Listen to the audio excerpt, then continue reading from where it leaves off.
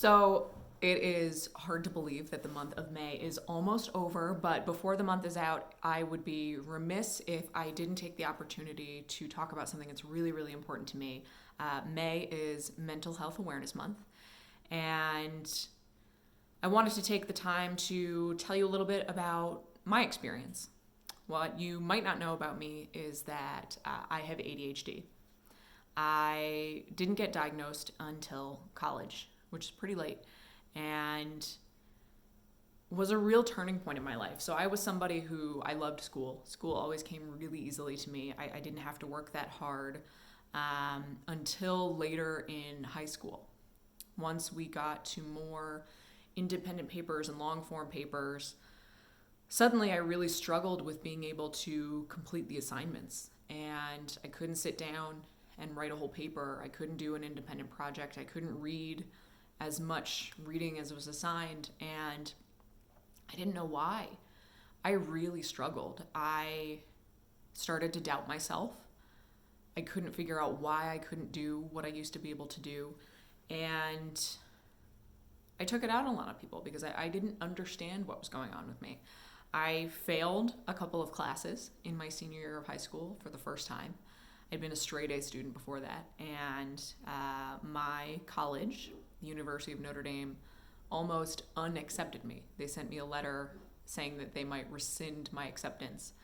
But luckily they didn't. I got in, and I got to know a few people in college that they looked at me and they saw my tendencies and what kind of stressed me out, and they saw themselves.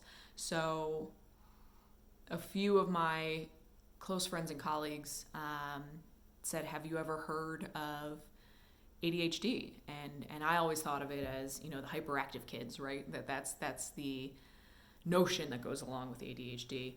But they said, no, you really should go talk to somebody. Just go feel it out. So I did. I talked to a psychiatrist and found out that yes, absolutely, I have ADHD, and it took so much weight off of my shoulders. I bought a bunch of books. I learned about the tendencies and how the brain functions, and the more I learned, the better I felt, because it acknowledged to me that I wasn't broken, that nothing was wrong with me, that my brain functioned differently than some other people's, but that was okay, and started to learn about tools to work through it, including medication, including therapy.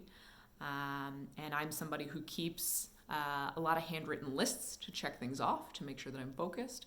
I'm somebody who, over the years, yoga and running have become really, really important to me to help train my mind and body to focus and be present and be in the moment and tune out a lot of the external noise, and there's so much of it right now. So I just wanted to share that. And it's so funny that we treat mental health and physical health as completely different things when they are intricately connected. We can't separate them. And we don't have any qualms about when you have a cold, when you feel sick and you go to the doctor. It means nothing to tell your friends and your neighbors, hey, I got a cold, I went to go see the doctor, and I got an antibiotic and now I'm all cleared up. Mental health is the exact same way. Sometimes we feel great, sometimes we don't, and we're really struggling, and that's a sign that, we should take care of ourselves. So whether that means going to see a therapist, going to see a doctor, taking time off, I think we really just need to tear down the stigma, talk about our mental health just as openly as we talk about our physical health, because they are connected. And I wanted you to know that we are all going through something, and that having a mental health disorder won't stop you from doing anything that you want to do. It's not going to hold you back. We all function differently, and we have to do what's best for us. And one of the things that was really important on my campaign, because it was really, really stressful and exciting and thrilling and all of the emotions that went along with it, is I kept my regular appointment with my therapist, and it was really good. It gave me a regular point where I could check in with somebody who wasn't invested and in the weeds on all of the moving parts, and just reset and reflect and There's a lot of other challenges that go along with having ADHD, like anxiety and depression and all of these kind of mental health side effects that stem when some of the symptoms of ADHD get out of hand.